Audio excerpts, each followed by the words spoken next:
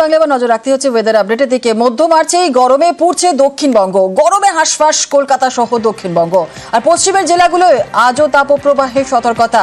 আর কি বলছে আবহাওয়া অফিস, এবং অবশ্যই উত্তরবঙ্গেই বা কেমন ওয়েদার থাকবে জানবো। আমাদের সঙ্গে রয়েছেন আমাদের প্রতিনিধি বিশ্বজিৎ সাহা। বিশ্বজিৎ, কি বলছে আবহাওয়া অফিস? দেখো, গতকালের শিলা বৃষ্টি হয়েছে বেশ কিছু জায়গায় এবং হালকা বজ্রবিদ্যুৎ সহ বৃষ্টি হয়েছে। তারপরেও আজ সকালের দিকে কোথাও কোথাও একটু মনোরম আবহাওয়া থাকলেও বেলা যত বাড়বে ততই গরম বাড়বে এবং আজও তাপপ্রবাহের মতো পরিস্থিতি থাকবে। অর্থাৎ পশ্চিমের জেলাগুলিতে তাপপ্রবাহের মতো পরিস্থিতি যেমন থাকবে, তেমনি কলকাতা সহ দক্ষিণবঙ্গের সব জেলাতেই গরম চরমে থাকবে। অর্থাৎ বেলা বাড়লেই এই তাপমাত্রা বেশ কিছুটা বাড়বে, এমনটাই পূর্বাভাস আলিপুর আবহাওয়া দপ্তরের। একই সঙ্গে দক্ষিণবঙ্গে বৃষ্টির সম্ভাবনাও থাকছে, অর্থাৎ বিকেল বা সন্ধ্যের দিকে কোথাও কোথাও বজ্রবিদ্যুৎ সহ বৃষ্টির সম্ভাবনা থাকছে। তবে এই বজ্রবিদ্যুৎ সহ বৃষ্টির সম্ভাবনা বাড়বে বুধবারের পর। বৃহস্পতিবার থেকে রবিবারের মধ্যে কালবৈশাখীরও সম্ভাবনার কথা জানাচ্ছে আবহাওয়াবিদরা। যেমন দক্ষিণবঙ্গে বৃষ্টি বেশি হবে বৃহস্পতিবার থেকে, তেমনি আজ উত্তরবঙ্গের দুই জেলা অর্থাৎ পার্বত্য দুই জেলা কালিম্পং এবং দার্জিলিং জেলায় বৃষ্টি হবে। যেমন আলিপুরদুয়ারেও হালকা বৃষ্টির সম্ভাবনা। তবে কাল থেকে উত্তরবঙ্গে বৃষ্টির সম্ভাবনা কার্যত নেই বললেই চলে। ফের উত্তরবঙ্গে বৃষ্টি হবে, আবার উইকেন্ডে বৃষ্টির সম্ভাবনা থাকছে। ধন্যবাদ। আগামী দুদিন এই হিটওয়েভটা থাকবে। এই যে কটা জেলাতে আমরা দিয়েছি অরেঞ্জ অ্যালার্ট জারি করেছি, ওয়েস্ট বর্ধমান, বাঁকুড়া এবং পুরুলিয়ার জন্য, এবং এই তিনটি জেলাতে আমরা ওয়ার্ম নাইটেরও অ্যালার্ট দিয়েছি হিটওয়েভের সঙ্গে সঙ্গে। আর শুধু হিটওয়েভ দেওয়া হয়েছে ওয়েস্ট মিদনাপুর, ঝাড়গ্রাম এবং বীরভূমে। আর এর সঙ্গে আমরা দিয়েছি হট অ্যান্ড হিউমিড সাউথ চব্বিশ পরগনা এবং ইস্ট মিদনাপুরে। এবং দক্ষিণবঙ্গের বাকি সমস্ত জেলাই মানে যেগুলো হিটওয়েভের অ্যালার্ট নেই বা ওয়ার্ম নাইটের অ্যালার্ট নেই, সেই জেলাগুলোকেও বলা হচ্ছে যে তাপমাত্রা যথেষ্ট গরম থাকবে। 18 তারিখ থেকে আমরা আশা করছি যে তাপমাত্রাটা গ্র্যাজুয়ালি ফল করবে বাই 2 to 3 ডিগ্রি আরো 3 দিনের মধ্যে। বাবার নাম পশ্চিমবঙ্গ সরকার আর সন্তানের নাম বন বিভাগ, এরকম কখনো কি দেখেছেন? দেখুন আলিপুরদুয়ারে ঠিক কি হয়েছে, সরকারি নথিতে কি লেখা।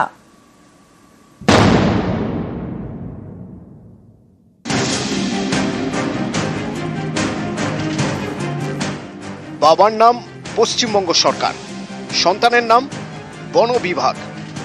ভাবতে পারছেন, এটা সরকারি নথি, তাতেই লেখা বাবার নাম পশ্চিমবঙ্গ সরকার, সন্তানের নাম বন বিভাগ। আলিপুরদুয়ারের একাধিক সরকারি নথিতে পাট্টা প্রাপকের নামের জায়গায় লেখা বন বিভাগ, আর পাট্টা প্রাপকের বাবার নামের জায়গায় লেখা পশ্চিমবঙ্গ সরকার। আলিপুরদুয়ারের বক্সা টাইগার রিজার্ভ, জঙ্গল লাগোয়া এলাকার বিস্তীর্ণ জায়গায় বনবস্তি। কয়েক বছর আগে এখানকার বাসিন্দাদের পাট্টা দেওয়ার কাজ শুরু করে রাজ্য সরকার। সেই পাট্টার নথিতেই পাট্টা প্রাপকের নাম বন বিভাগ, আর তার বাবার নাম পশ্চিমবঙ্গ সরকার।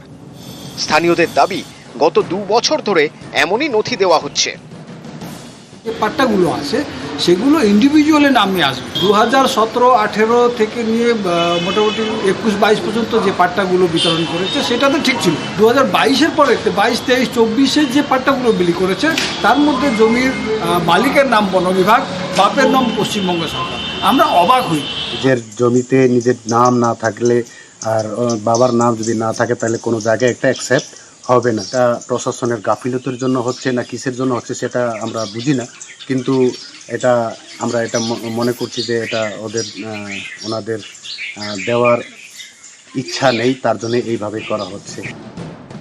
জঙ্গল লাগোয়া এই সব জমি বন দপ্তরে, এই জমিরই পাট্টা দেওয়া হচ্ছে বনবস্তির বাসিন্দাদের, সেখানেই এই সব লেখা। एक्चुअली उसमें नॉर्मली पट्टा में हर जगह में, मतलब इवन अदर स्टेट्स का भी पट्टा में फॉरेस्ट डिपार्टमेंट ही लिखता है, क्योंकि लैंड का स्टेटस रिजर्व फॉरेस्ट ही रहता है पट्टा में। फॉरेस्ट राइट्स एक्ट में राइट टू यूज जो है वो पट्टा होल्डर को मिलता है होमस्टेड के लिए और कल्टीवेशन के लिए। लेकिन लैंड का स्टेटस, लीगल स्टेटस तो फॉरेस्ट ही रहेगा, रिजर्व फॉरेस्ट रहेगा। तो बंगाल का नहीं, हर स्टेट का, एवरी स्टेट पट्टा जो फॉरेस्ट पट्टा इशू होता है उसमें ऐसा ही लिखा आता है। होमस्टेड के लिए जो एरिया डिमार्केटेड है उसमें घर बना सकता है और कल्टीवेशन खेती भी कर सकता है, ये दोनों के लिए राइट दिया हुआ है। বন দপ্তরের অফিসার বোঝাতে চাইছেন এটাই নাকি নিয়ম। তাহলে 2011 সালে দেওয়া পাট্টার নথি অন্যরকম কেন? দেখুন ভালো করে। 21 সালে যখন পাট্টা দেওয়া হয়েছিল তখন নথিতে কি লেখা ছিল? 2021 সালের নথিতে পাট্টা প্রাপকের নাম এবং বাবার নাম স্পষ্ট করে লেখা। তাহলে এখন বাবার নাম পশ্চিমবঙ্গ সরকার আর সন্তানের নাম বন বিভাগ হলো কিভাবে?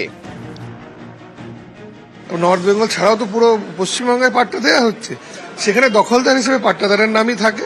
আর যেহেতু এটা পাট্টা জমি, মালিকানা সবসময় সরকারের পক্ষে থাকবে, উইথ টার্মস অ্যান্ড কন্ডিশন এটা সরকার ভোগ দখলের জন্য দেওয়া হয়।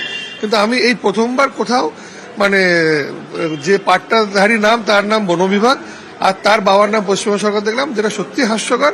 আমার আশা করবো যে কনসার্ন অথরিটি এটা নিশ্চয়ই তারা রেকটিফাই করবে, as per the law and schedule সেটা তারা মেনে নতুন করে পাট্টা ইস্যু করবে।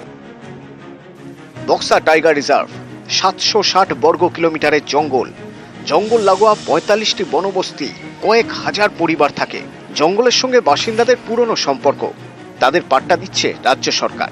তাতেই পাট্টা প্রাপকের নাম বন বিভাগ, পাট্টা প্রাপকের বাবার নাম পশ্চিমবঙ্গ সরকার। কিন্তু সরকারি নথিতে এরকম নাম বিভ্রাট কিভাবে সম্ভব?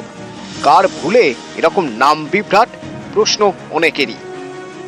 আলিপুরদুয়ার থেকে রাজকুমার কর্মকার, নিউজ 18 বাংলা। নদিয়ার পলাশীপাড়া, এখানে নথি ছাড়াই দেওয়া হয়েছে একের পর এক বার্থ সার্টিফিকেট। এই অভিযোগে গ্রেফতার বিজেপি পরিচালিত পঞ্চায়েতের এক কর্মী। বেশ কয়েকদিন গা ঢাকা দেওয়ার পর শেষমেশ পুলিশের জালে।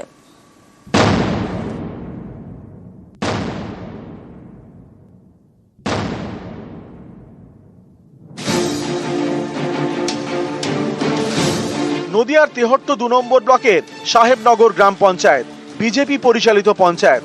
পলাশীপাড়া থানা এলাকার এই পঞ্চায়েত থেকে নথি ছাড়াই একের পর এক বার্থ সার্টিফিকেট দেওয়া হয়েছে বলে অভিযোগ। শনিবার রাতে গ্রেপ্তার করা হয় সেই পঞ্চায়েতেরই কর্মী রাজীব বিশ্বাসকে। তার বাড়ি তেহট্টের বাগাখাল এলাকায়।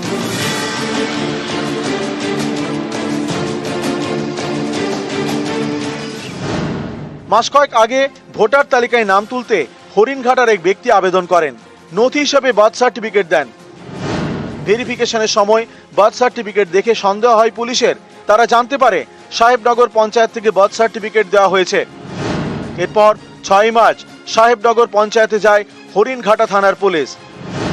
তদন্তে উঠে আসে এই পঞ্চায়েত থেকে নথি ছাড়াই একাধিক বার্থ সার্টিফিকেট দেওয়া হয়েছে। পঞ্চায়েতের কর্মী রাজীব বিশ্বাসের দিকে আঙুল ওঠে। তার বিরুদ্ধে বিডিও অফিসে লিখিত অভিযোগ জানান বিজেপি পরিচালিত পঞ্চায়েতেরই এক কংগ্রেস সদস্য। পলাশীপাড়া থানায় অভিযোগ জানান বিডিও। এরপর থেকেই বেপাত্তা পঞ্চায়েত কর্মী রাজীব বিশ্বাস। শনিবার রাতে তেহট্ট বাস স্ট্যান্ড থেকে তাকে গ্রেপ্তার করে পলাশীপাড়া থানার পুলিশ। এফআইআর এর মধ্যে আরও কিছু নাম আছে, সেটা আমরা এখনও সেখানের মধ্যে বলছি না। আরও কিছু লোকের ইনভলভমেন্টও সেখানে থাকতে পারে, কিন্তু প্রাথমিক অবস্থায় যতক্ষণ পর্যন্ত তদন্ত এগিয়েছে তো তখন পর্যন্ত আমরা এরই সেখানের মধ্যে সেখানে প্রত্যক্ষ যোগাযোগ পেয়েছি এবং তার বেসিসে তাকে অ্যারেস্ট করা হয়েছে। পুলিশ জানিয়েছে 2018 থেকে নথি ছাড়াই অনেককে বার্থ সার্টিফিকেট দিয়েছেন পঞ্চায়েত কর্মী রাজীব বিশ্বাস। বেশিরভাগ ক্ষেত্রে দেখানো হয়েছে শিশুর জন্ম বাড়িতে। 2018 সাল থেকে 2025 সাল পর্যন্ত ডেট বার্থ সার্টিফিকেট ওই ব্যাপারটাই দেখে। হরিণঘাটা থানার পুলিশের মাধ্যমে আমরা প্রথম জানতে পারি এবং বারবার রাজীব বিশ্বাসকে সাবধান করা সত্ত্বেও আমাদের কথা শোনেনি। ডেট বার্থ সার্টিফিকেট ইস্যু করার সময় যে একটা ওটিপি ফোনে আসে, সেই ফোন নাম্বারটা আমার ফোন নাম্বারের জায়গায় রাজীব বিশ্বাসের ফোন নাম্বারটাই ছিল এবং ওটিপিটাও ওর ফোনেই আসতো। আমরা দুর্নীতির বিরুদ্ধে। এর আগে নদিয়ারি চাপড়ার হৃদয়পুরে পঞ্চায়েত থেকে নথি ছাড়াই শয়ে জাল সার্টিফিকেট দেওয়ার অভিযোগ ওঠে। সেখানেও গ্রেপ্তার করা হয় পঞ্চায়েত কর্মী আশিস কর্মকার সহ 3 জনকে। নদিয়ার হাঁসখালি ব্লক, সম্প্রতি এখানকার বগুলা 2 নম্বর গ্রাম পঞ্চায়েত থেকে 4888টি জাল বার্থ সার্টিফিকেট ইস্যু করার অভিযোগ ওঠে। গ্রেপ্তার করা হয় পঞ্চায়েত সচিব সহ 4 জনকে। এরকম জাল বার্থ সার্টিফিকেট নিয়ে বাড়ছে উদ্বেগ, কারণ নথি ছাড়াই হাতে বার্থ সার্টিফিকেট পেয়ে যাচ্ছে বাংলাদেশি অনুপ্রবেশকারী থেকে জঙ্গিরা। সেই বার্থ সার্টিফিকেট দিয়ে তৈরি করে ফেলছে আধার কার্ড এবং ভোটার কার্ড। বার্থ সার্টিফিকেট দেখে তৈরি করে নিচ্ছে পাসপোর্টও। অর্থাৎ এদেশে পরিচয়পত্র পেতে বড় হাতিয়ার জাল বার্থ সার্টিফিকেট। পলাশীপাড়ায় এরকমই নথি ছাড়া বার্থ সার্টিফিকেট দেওয়ার অভিযোগ। গ্রেপ্তার পঞ্চায়েত কর্মী। নদিয়া থেকে সমীর রুদ্র, নিউজ 18 বাংলা।